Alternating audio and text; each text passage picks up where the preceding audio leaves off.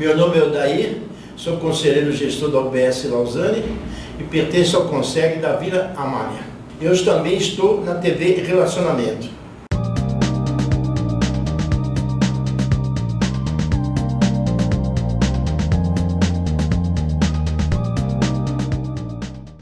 Olá, internautas, iniciamos mais um programa Gestão Executiva. Já tivemos a oportunidade de ter uma entrevista com essa pessoa sensacional e que novamente nós temos aí essa grande oportunidade de revê-la e contar muitos fatos curiosos com o seu novo olhar. Patrícia Berg, gratidão, muito obrigado. Eu que agradeço, Ken. Patrícia, você vê que coisa interessante? Hoje, a parte de empoderamento da mulher, porque eu tenho 70 anos, então eu vivi uma época em que você tinha lá as mulheres, os meninos e tal. Depois, quando começou a ver que elas conseguiam trabalhar nas mesmas coisas que os homens, né? E até parte pesada assim de carregar mala e tudo mais, né? Então, as mulheres passaram a ter mais respeito, né? Começaram a ter direito à voz, começaram a ocupar posições de destaque que antes era só de homens. E eu achava interessante assim, eu fiz engenharia. Então, engenharia era assim, 95% era homens, né? Mas as mulheres eu via que elas conseguiam se destacar bem, né? E quando eu lecionei para serviço social, eu gostei porque era assim, eram 95% mulheres, né? E poucos homens. Sim. E ao longo do tempo eu fui aprendendo assim, o que tem de diferente na hora que eu sempre tive funcionárias mulheres, né? Da contratação. Aí eu fui estudar e vi que é o seguinte, o homem, né, quando é garoto, eles dão um carro. Então o homem aprende a brincar com a garagem, tá? E as mulheres é a casinha. Então ela já vê o todo, né? Então na casa tem os quartos, tem a parte lá de a cozinha e tal. Então a visão dela é diferente, enquanto do garoto é a garagem, tá? E ao longo do tempo, depois aí, adolescente e adulto, é assim, o homem quando vê a mulher, ele vê a mulher quando está vindo e quando está indo embora. Tá? É isso. Agora sim, a mulher quando vê o homem, ela já vê o traje, já vê como que a pessoa se vê, a apresentação dele, já tem uma ideia mais ou menos de quanto que ele ganha, alguma coisa da classe social, consegue ver isso muito rapidamente. Então, sim, esse olhar é muito interessante e ele ajuda empresarialmente muitas coisas também, tá? Então, eu fico muito feliz quando vejo uma pessoa como você, que já teve, já trabalhou aí em condomínios, uma tarefa difícil, que eu fui síndico também de prédio, então a gente já sabe como que a bucha, né, acontece. É verdade. E que você, com esse olhar aí o síndico é duro, porque assim, ó, não dá para agradar todo mundo. Então você tem que fazer a coisa pela maioria, né? Sim. Eu me recordo que uma vez, eu cheguei na reunião, tem sempre a ordinária e a extraordinária. Sim. Aí uma vez uma senhora lá chegou para mim e disse, escuta, o que é reunião ordinária e o que é reunião extraordinária? Aí eu falei assim, reunião ordinária que não tem nem cafezinho. Expliquei para ela que tem a ordem e a outra que acontece quando, né, existe uma necessidade. Mas assim, você tem que procurar agradar todo mundo. Sim. Né? Mas uma coisa que eu chegava assim e falava assim, pessoal, reunião tem hora para começar, tem hora para acabar. Nós vamos nos assuntos normais. Quando eu notar que está sendo repetitivo, a gente passa para os assuntos. Depois que acabar a reunião, a gente pode voltar. Sim. Tá? Sim. Outra coisa, o que está na pauta nós vamos falar. Aquilo que está fora da pauta não vai ser nessa reunião. A gente pode conversar um pouquinho, pode marcar uma outra extraordinária. Sim, sim. Então, só que para isso tem que ter assim, um tipo de jogo de cintura, sim, porque tem muita coisa a gente não pode se sentir ofendida disso daí, né? Então eu já imagino que você deve ter passado, né? Então, mas eu fico muito feliz agora que você, com esse olhar diferente, esse olhar voltado às questões públicas, tá? Está vai nos ajudar muito nessa parte política. Eu queria que você sozinha falasse um pouquinho disso aí. Tá. Sobre mulher no universo masculino, eu nunca tinha ouvido um olhar masculino sobre a mulher do jeito que você falou. Achei. Mas é interessante, né? É interessante, né? Nós mulheres, a gente olha do nosso lado. Eu desde pequena, é muito interessante isso. Eu lembro que eu tinha uns 8 anos e eu tinha uma professora que eu gostava muito. Eu tinha 9 anos, na verdade. E ela vinha de carro. E naquela época, quando eu tinha 9 anos, não havia muitas mulheres que dirigiam. Isso foi em 1979. E poucas mulheres dirigiam. E aí eu olhava e falava assim, eu vou querer dirigir. Porque ela foi uma inspiração para mim.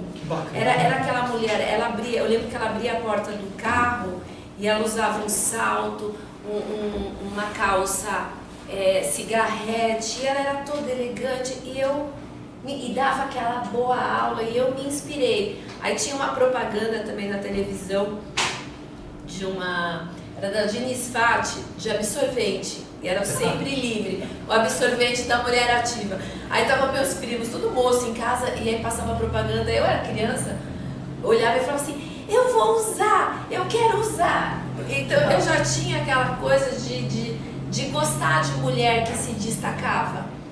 E aí cresci, quando fui fazer o ensino médio, eu fui para uma escola federal, fui fazer eletrotécnica, que era um curso masculino. Exatamente, eram poucas mulheres. Poucas mulheres, e eu não sofri, eu não posso dizer que eu sofri preconceito, como eu ouço, né, muita gente falando. Eu lembro que tinham funções que nós, como meninas, não conseguíamos fazer. Tinha lá a prensa, que eram pesadas, e os meninos ajudavam, todas as meninas eram extremamente atenciosos, cordiais e sem segundas intenções. A gente percebia que era.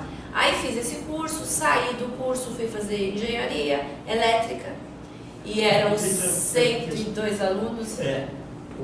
Na engenharia, como eram poucas mulheres, então a gente fazia aquele projeto que tinha o aterramento. Então às vezes eu brincava, falava assim, vai lá buscar um pouquinho de terra. Para tirar onda com as meninas. Igual, eu já ouvi falar que tinha menino que falava assim, aí vai buscar aquela válvula HYDRA, e a menina que era hidra, né? Do banheiro, né? Mas eu, quando entrei, eram 2 meninas, 102 alunos, e eu tinha uma amiga que veio comigo da eletrotécnica, então ela já sabia todos os preconceitos que as meninas sofriam na engenharia. E era bom ter uma amiga também, né? E aí ela falava assim pra mim, você sabia que eles falam assim na engenharia? Quando Deus fez a mulher, ele falou, você quer ser bonita ou quer ser engenheira? Era um negócio que corria na engenharia. Aí eu falava assim, Aí ela falava assim, então a gente tem obrigação de ir bem arrumada. Aí a gente fazia daquela maquiagem, pra não ser, né? Assim, uma curiosidade, só coisinhas. Aí eu não terminei esse curso, porque aí sim tinha preconceito na hora do estágio. Porque eles pediam para a mulher, só tinha determinadas áreas, que era de projeto. E eu queria trabalhar numa multinacional, fazendo alguma outra coisa. E aí tinha assim, quando era uma multinacional, observação, só rapazes. Aí eu falei, e eu assim, eu tava ainda no primeiro período, mas quando eu olhei isso, eu sempre ia pro quadro de estágio, pra saber o que ia me aguardar lá na frente. Aí eu falei, gente, eu já faço projeto como técnica, então eu vou sair disso. Aí até a minha amiga também saiu e o pessoal foi fazer outros cursos, e eu não quis, eu tava pra casar e resolvi casar, aí não terminei, falei assim, depois eu faço. Aí vieram as crianças e eu fiquei um bom tempo de dona de casa e trabalhei pra caramba, muito mais do que quando trabalhava fora. Porque olha, vou te falar. E com menos reconhecimento. Porque assim, é de segunda a segunda, não tem horário e assim, me doei, acho que foi um tempo bom para os meus filhos, eles precisavam da minha presença. Mas eu comecei a sentir necessidade de voltar a estudar. Meu marido, eu lembro que ele passou por um período de desemprego, e como eu estava muito afastada do mercado de trabalho, eu não conseguia um emprego que me pagasse um salário que fosse compensar eu pôr os meus filhos numa escolinha, então eu ia trocar 6 por meia dúzia. E aí eu falei, gente, eu preciso estudar. E eu resolvi eu comecei fazendo ciências contábeis, porque a minha irmã falou, a minha irmã é advogada, faz ciências contábeis e você me ajuda. Mas não era um curso que eu gostasse, e aí eu parei no segundo ano e engatei a administração. Aí fiz administração, quando eu estava no último ano de administração, me apareceu a oportunidade de eu ser síndica do meu condomínio. Eu era do conselho do condomínio, o síndico renunciou, eu entrei. O condomínio era muito, muito sucateado, tinha muita coisa errada, e eu tentando fazer o síndico fazer ele assim por questões pessoais, ele falou pra mim, não vai dar. Eu assumi e ouvi de moradores falando, não, você não vai conseguir fazer nada não, isso aqui é amaldiçoado, isso aqui não vai pra lugar nenhum, isso aqui é um saco sem fundo, a gente põe dinheiro. E os moradores estavam completamente desunidos. E aí foi a primeira atuação política minha, né? Legal. Que era conseguir juntar aquelas pessoas por um bem comum, que eu falo que ser síndico e ser um gestor público, o síndico é um bom exemplo. Tudo bem, é micro, um gestor público é macro, a visão é a mesma. E eu consegui unir todos aqueles moradores no mesmo propósito, porque cada um queria uma coisa. E esse foi o meu primeiro desafio. Eu concorri com outra pessoa que já havia sido síndico e ele falou a plataforma dele, eu falei a minha com muita sinceridade e falei o que eu achava, como nós éramos vistos, onde nós poderíamos chegar. Falou de honestidade também? Não falei de honestidade, porque era algo assim, pra mim era tão inerente que eu não precisaria falar. E aí eles votaram em mim e no mês seguinte eu fiz todo o plano que o condomínio precisava para sair daquela situação. Eu nunca havia assinado um contrato na época, isso foi em 2013, o contrato era primeiro que eu assinei, acho que era de 500 mil, 600 mil, e eu tremia, porque eu falava, se esse pessoal não pagar, como que vai ser? E aí o pessoal do conselho, não funciona assim. Aí como eu vi que eu estava perdida, eu fui fazer um curso para me capacitar, de síndica profissional. Você terminou a administração? Eu estava no último ano, quando eu comecei a trabalhar no condomínio. Quando chegou a hora do estágio, eu reclamei com um professor. Eu não posso fazer o estágio não remunerado porque eu tenho trabalho para fazer. Porque o estágio, no caso, era não remunerado.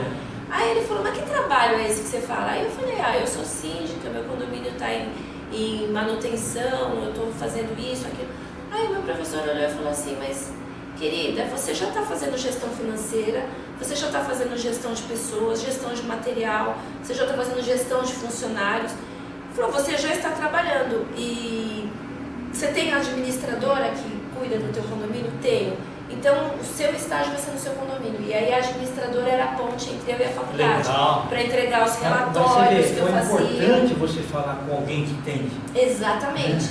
E ali foi que eu olhei e falei assim, olha, você vê, eu me preparei, não sabia para quê, apareceu o condomínio, aí fiz uma gestão muito boa, fiquei 8 anos como síndica, já conselheira 4 anos, e quando eu consegui fazer o que eu tinha que fazer, a gente saiu numa revista conceituada de condomínios, e aí o pessoal falava para mim, como que você conseguiu?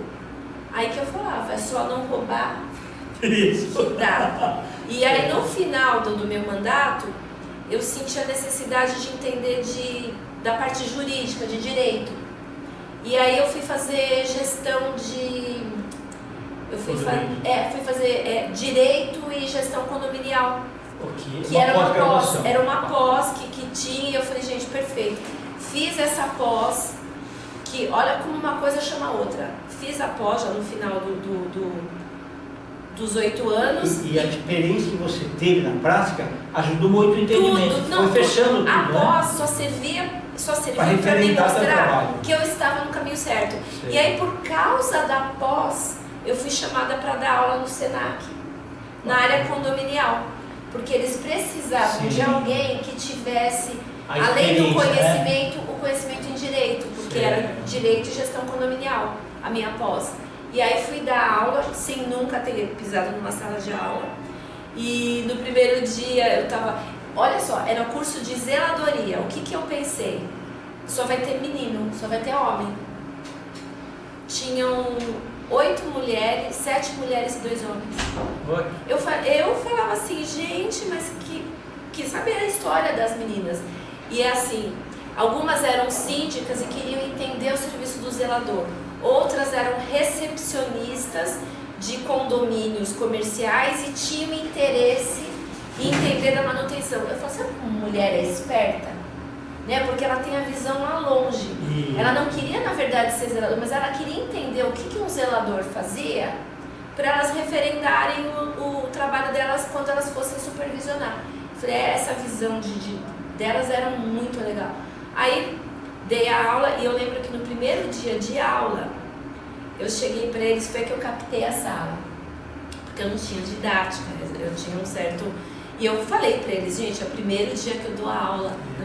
E aí eu ainda falo, nossa, mas como você foi humilde de falar, porque muita gente não falaria.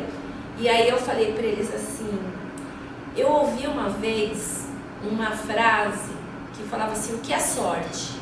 Aí eu falei para eles, o que é sorte para vocês? Eu falei assim, a melhor definição de sorte que eu entendo foi essa que eu li. Sorte é quando a preparação e a oportunidade se encontram. Exatamente, Aí vocês estão no caminho certo, porque vocês estão se preparando para algo que vocês às vezes não sabem nem para que vocês vão usar. Mas como vocês se prepararam, vocês estão fazendo a sua parte, Deus coloca a oportunidade no caminho de vocês. Porque tem um versículo bíblico que fala, né, que Deus fala assim, esforça-te, tem bom ânimo, que eu te ajudarei. Então o esforço é teu. A ajuda, ela vem de Deus. Mas se você não fizer a tua parte, Ele não tem como fazer a dele, porque você não se preparou. E eu vi isso na minha vida, porque eu estava fazendo a faculdade, não sabia para que eu ia usar, eu sabia que usei no condomínio, terminei, estava terminando, comecei a fazer a pós, também não sabia por que eu ia usar, por causa da pós eu fui dar aula, né? E aí, por conta disso tudo, eu fui chamada para ser candidata a vereadora. Eu falei, gente, na minha vida uma coisa foi chamando a outra. Inclusive o técnico que eu fiz de eletrotécnica e o período que eu tive de engenharia, porque no meu estágio de eletrotécnica eu trabalhei em escritórios de arquitetura. Isso também me deu bagagem para a reforma que eu fiz no meu condomínio. Então eu fui vendo que as coisas todas se conectavam e que você tem que estar sempre sendo curioso, se preparando, porque se você ficar parado, as coisas não vão acontecer na sua vida. Porque as oportunidades vão aparecer e você vai falar, que pena. Se eu tivesse estudado, se eu tivesse, e vai ficar para trás. E quando você está preparado, já não, né? Exatamente. É isso. Patrícia, nós estamos nas finais, quero que você volte outras vezes, tá? Você pode deixar seus contatos? Deixo sim. O meu Instagram, o meu Facebook, os dois são oficial Patrícia Belli, com 2 L's e I no final. E tem o meu WhatsApp. Mas aí entre em contato comigo pelas redes e eu passo o WhatsApp. Ok, tá perfeito. Bom. E sempre bem-vinda aqui. Eu que agradeço. Internautas, os agradecimentos então a essa talentosa Patrícia Belli. Nós finalizamos mais um Gestão Executiva. Um grande abraço e até a próxima.